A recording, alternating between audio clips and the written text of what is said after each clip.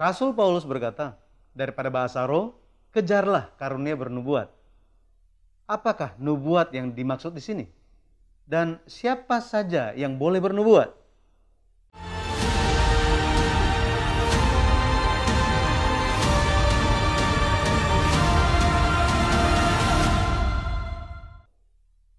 Shalom.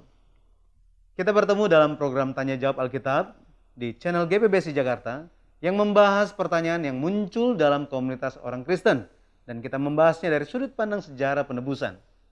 Jangan lupa subscribe bagi saudara yang baru bergabung, like dan share video ini supaya dapat memberkati lebih banyak orang lagi.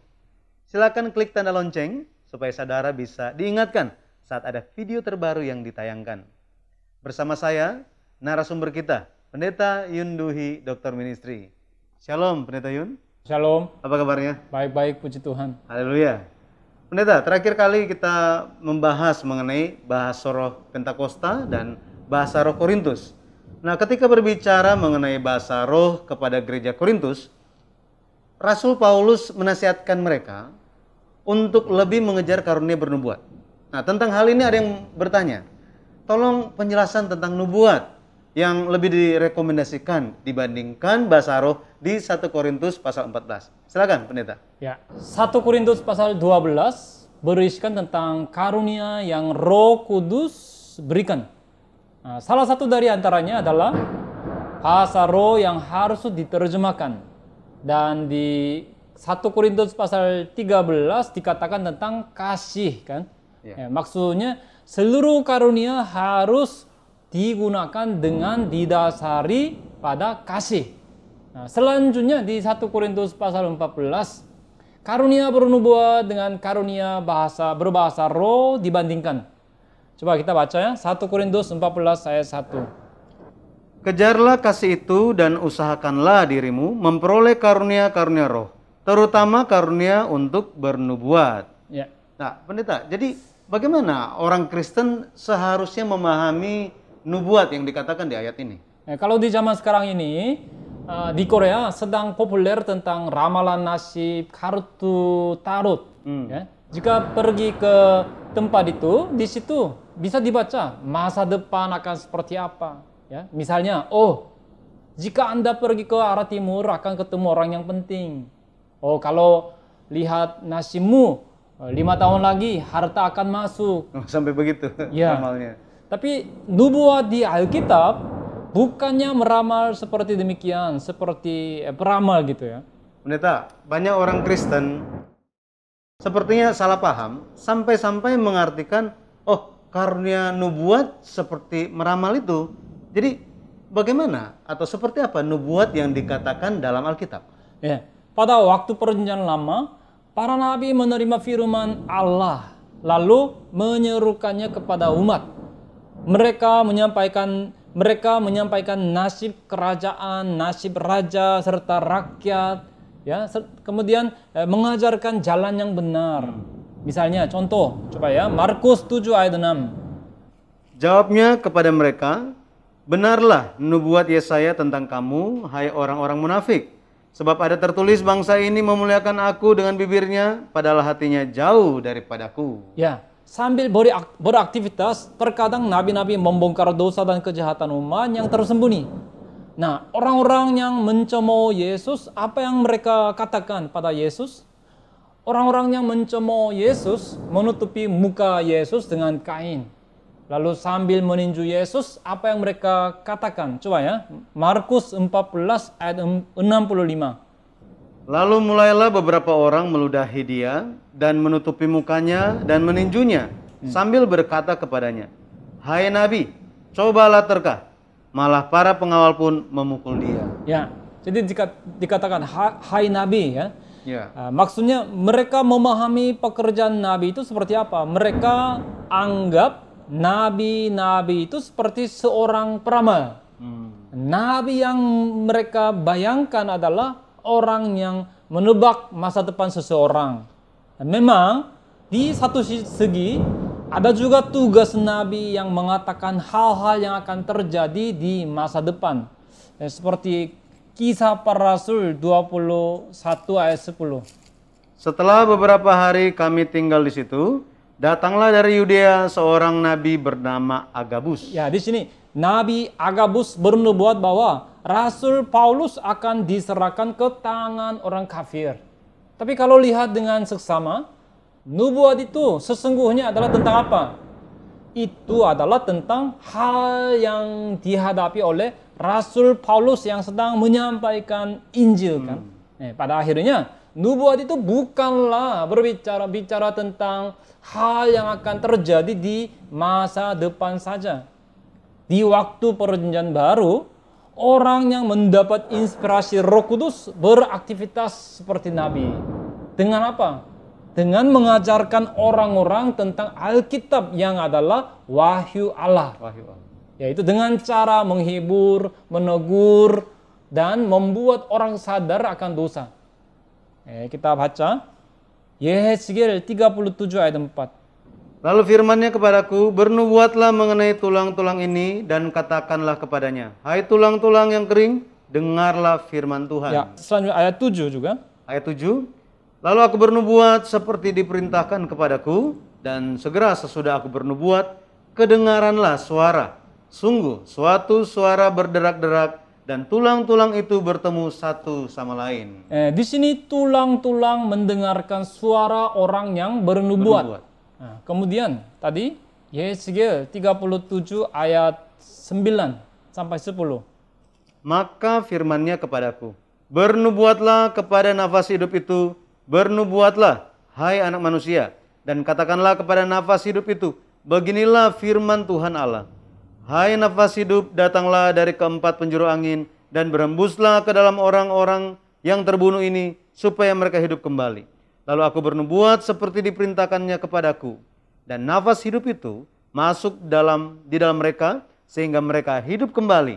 Mereka menjejakkan kakinya suatu tentara yang sangat besar. Nah, ini adalah nubuat bahwa orang-orang menjadi hidup setelah Injil disaksikan. Nah, kalau kita lihat kata penubuat, bahasa Yunaninya prophetes, yaitu orang yang bernubuat, atau nabi, atau pembawa berita. Kemudian bernubuat, bahasa Yunaninya prophetio, yaitu menyatakan pesan Allah. Ya, coba ya, misalnya kita lihat Kisah Para Rasul 2 ayat 17. Akan terjadi pada hari-hari terakhir, demikianlah firman Allah, bahwa aku akan mencurahkan rohku ke atas semua manusia, maka anak-anakmu laki-laki dan perempuan akan bernubuat, dan teruna-terunamu akan mendapat penglihatan-penglihatan, dan orang-orangmu yang tua akan mendapat mimpi. Bernubuat di sini menunjuk pada menyatakan pesan wahyu Allah. Kalau lihat ayat 16 itu bicara tentang firman yang ada di kitab Yoel di Perjanjian Lama sedang terwujud sekarang. Lewat siapa? Lewat Petrus dan para murid yang merupakan nelayan yang tidak berpendidikan. Di 1 Tawarik, coba kita lihat 1 Tawarik 25 ayat 1. Selanjutnya, untuk ibadah, Daud dan para panglima menunjuk anak-anak Asaf, anak-anak Heman, dan anak-anak Yedutun. Mereka bernubuat dengan diiringi kecapi, gambus, dan ceracap. Daftar orang-orang yang bekerja dalam ibadah ini ialah yang berikut. Bernubuat di ayat ini dalam bahasa Ibrani adalah naba, yang artinya bernubuat sesuai bernubuat. Nah, bernubuat dengan memainkan alam musik dan memuji. Lalu roh Tuhan yang turun kepada Musa turun juga kepada 70 tua-tua itu. Sehingga hasilnya 70 tua-tua itu bernubuat. Coba kita lihat bilangan 11 ayat 25. Lalu turunlah Tuhan dalam awan dan berbicara kepada Musa. Kemudian diambilnya sebagian dari roh yang hinggap padanya dan ditaruhnya ke atas ke-70 tua-tua itu. Ketika roh itu hinggap pada mereka, kepenuhanlah mereka seperti nabi, tetapi sesudah itu tidak lagi. Roh di sini bukan menunjuk roh yang berbicara meramalkan tentang nasib seperti Ulangan 18 ayat 10 dan 14. Bukan roh dari iblis ya. Roh yang turun kepada Musa dan 70 tua-tua itu adalah roh kebenaran, bukannya roh setan.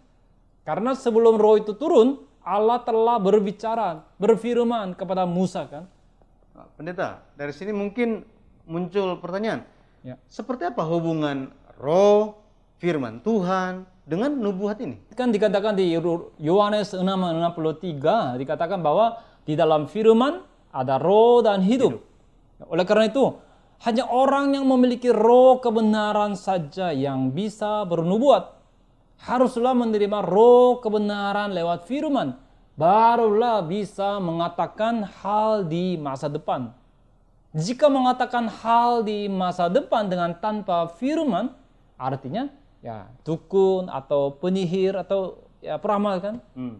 Coba kita lihat Yeremia 14:14. Jawab Tuhan kepadaku, para nabi itu bernubuat palsu demi namaku. Aku tidak mengutus mereka, tidak memerintahkan mereka, dan tidak berfirman kepada mereka. Mereka menubuatkan kepadamu penglihatan bohong, ramalan kosong, dan tipu rekaan hatinya sendiri. Ya, dikatakan bahwa para nabi palsu bernubuat, tetapi nyatanya itu apa? Penglihatan bohong, ramalan kosong, dan tipu rekaan hatinya sendiri. Ya, yang ayat yang mirip, Yehezkiel 13 ayat 3. Beginilah firman Tuhan Allah, celakalah nabi-nabi yang bebal, yang mengikuti bisikan hatinya sendiri, dan yang tidak melihat suatu penglihatan. Ya, tidak ada penglihatan atau firman dari Allah. Hanya bernubuat apa yang keluar dari hati mereka. Yeremia 23 ayat 16 juga ya. Beginilah firman Tuhan semesta alam, janganlah dengarkan perkataan para nabi yang bernubuat kepada kamu. Mereka hanya memberi harapan yang sia-sia kepadamu, dan hanya mengungkapkan penglihatan rekaan hatinya sendiri, bukan apa yang datang dari mulut Tuhan. Ya, di sini dikatakan para nabi itu bernubuat dengan apa? Bukannya firman Allah, tetapi mengungkapkan rekaan hatinya sendiri. Di Perjanjian Baru juga, Zakaria, ayah Yohanes Pembaptis, penuh dengan Roh Kudus, lalu bernubuat. Ya, coba kita lihat dulu. Lukas 1 ayat 67. Dan Zakaria ayahnya penuh dengan Roh Kudus lalu bernubuat, katanya. Bernubuat tentang apa? Tentang bayi Yesus yang adalah firman pada mulanya yang akan lahir ke dunia. Kalau begitu, apa nubuat yang Allah berikan terakhir kali? Yaitu firman yang diterima oleh Rasul Yohanes kan? Coba kita lihat Wahyu 1 ayat 3. Berbahagialah ia yang membacakan dan mereka yang mendengarkan kata-kata nubuat ini, dan yang menuruti apa yang ada tertulis di dalamnya, sebab waktunya sudah dekat. Ya, amin. Allah memberikan 66 kitab Perjanjian Lama dan Perjanjian Baru kepada kita. Nah, firman kebenaran Alkitab ini adalah nubuat yang pasti. Amin. Di hari akhir, dua saksi menerima kuasa lalu bernubuat selama 1260 hari lamanya kan? Ya. Coba kita baca Wahyu 11 ayat 3. Dan aku akan memberi tugas kepada dua saksiku, supaya mereka bernubuat sambil berkabung 1260 hari lamanya. Wahyu pasal 10 itu persiapan gereja. Lalu Wahyu pasal 11 ini sedang berfirman tentang mengatakan tentang kesaksian dari gereja. Nah, dua saksi ini siapa? Mereka adalah saksi-saksi hidup dari Injil kekal, yaitu gereja dan utusan-utusan yang sejati dari Yesus Kristus di hari akhir. Yaitu gereja bukan mengatakan hal masa depan sama seperti dukun, penyihir, atau peramal. Jadi maksudnya hal penyampaian Injil akhir zaman diekspresikan dengan kata bernubuat. Lalu nubuat bahasa Yunaninya profetia, yaitu menyadari kehendak yang mendalam dari Allah lalu menyampaikannya. Yaitu itu menunjuk pada memahami kehendak dan pemeliharaan dari penyelenggaraan penebusan yang tersembunyi. Seperti di 1 Korintus 2 ayat 7. Tetapi yang kami beritakan ialah hikmat Allah yang tersembunyi dan rahasia yang sebelum dunia dijadikan telah disediakan Allah bagi kemuliaan kita. Rasul Paulus berkata bahwa kepada kami dipercayakan rahasia Allah. 1 Korintus 4 ayat 1. Jadi nubuat itu adalah karunia roh yang mayoritasnya berhubungan dengan tugas nabi. 1 Korintus 12 ayat 10. Kalau rangkum lagi, intisari dari nubuat itu ada pada menyampaikan apa? Ya, memahami kehendak Allah dan wahyunya dengan jelas, lalu menyatakannya. Kalau begitu, pendeta, bagaimana kita orang Kristen harus melihat nubuat yang lebih direkomendasikan daripada bahasa roh ini? Coba kita baca 1 Korintus 11 ayat 4. Tiap-tiap laki-laki yang berdoa atau bernubuat dengan kepala yang bertudung menghina kepalanya. Di sini di Common Translation ayat ini diterjemahkan seperti ini. Ketika seorang laki-laki berdoa atau menyampaikan dengan menerima firman Allah. Yaitu nubuat diterjemahkan sebagai menerima firman Allah lalu menyampaikannya. Selanjutnya 1 Korintus 14 ayat 3. Tetapi siapa yang bernubuat, ia berkata-kata kepada manusia. Ia membangun, menasehati, dan menghibur. Di sini juga nubuat dijelaskan sebagai mengajar, yaitu membangun, menasehati, dan menghibur. Kemudian satu lagi, ayat 31. 1 Korintus 14 ayat 31. Sebab kamu semua boleh bernubuat seorang demi seorang, sehingga kamu semua dapat belajar dan beroleh kekuatan. Terjemahan Common Translation Korea artinya begini. Barulah masing-masing orang yang menerima firman Allah bisa menyampaikan firman secara bergantian satu demi satu sehingga semua orang akan belajar dan menerima penyemangatan. Nah, di sini juga nubuat itu apa? Menerima firman Allah dan menyampaikannya. Nah, dari antara bahasa roh dan nubuat, mana yang lebih berguna? Nubuat. Maka kalau baca 1 Korintus pasal 14 dikatakan lebih disuruh untuk bernubuat dibandingkan bahasa roh. Amin, amin. Terima kasih Pendeta Yun atas penjelasannya. Saudara, kita telah membahas bersama alasan mendasar kenapa Rasul Paulus lebih merekomendasikan nubuat daripada bahasa roh. Semoga pembahasan hari ini bermanfaat bagi saudara semua dalam menjalani kehidupan iman dengan benar. Bila ada hal yang ingin saudara sampaikan sehubungan pembahasan hari ini atau pertanyaan lainnya, silakan tuliskan pada bagian komentar.